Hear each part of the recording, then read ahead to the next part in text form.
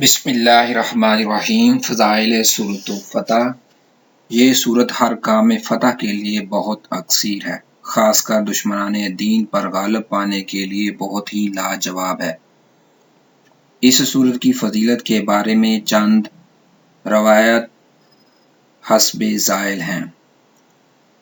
احادیث نمبر 1، ابن سعد نے جمع بن جاریہ رضی اللہ تعالیٰ عنہ روایت کیا ہے کہ جب جبرائیل اس سورت کو لے کر آئے تو عرض کی کہ یہ سورت آپ کو مبارک ہو۔ جبرائیل کی مبارکباد دینے کے بعد صحابہ کرام رضوان اللہ تعالیٰ اجمعین نے بھی آپ کو مبارکباد دی۔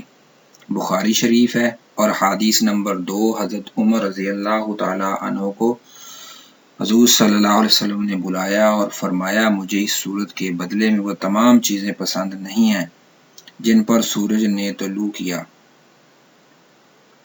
ترمذی کی احادیث تھی۔ احادیث نمبر 3، حضور اکرم صلی اللہ علیہ وسلم کا ارشاد گرامی ہے کہ یہ سورت مجھے ان تمام چیزوں سے زیادہ پسند ہے جن پر سورج طلوع ہوا۔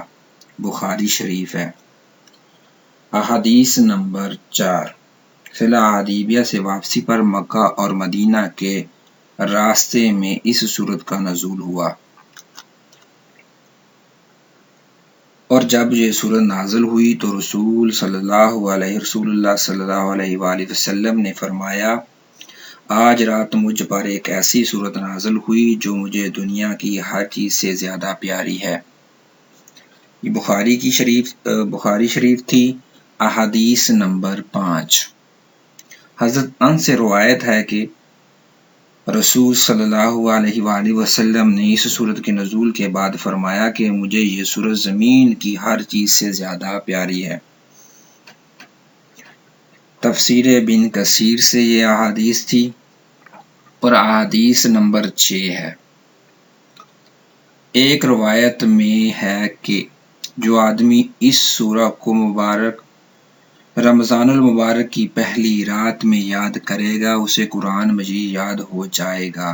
تفسیر المامونی سے یہ احادیث تھی، جو شخص اسے سفر میں جاتے ہوئے پڑھے تو وہ سفر میں محفوظ رہے گا، اگر جہاز میں جاتا ہوا پڑھے تو جہاز بخیریت پہنچے گا۔ غرض یہ کہ جس سواری پر پڑھے حفاظت اور امن پائے۔ اس کام میں فتح مقصود ہو، اس سورت کو 41 مرتبہ پڑھ کر اس کام کو کرنے کے لیے جائے، انشاءاللہ کامیابی اور نصرت پائے گا۔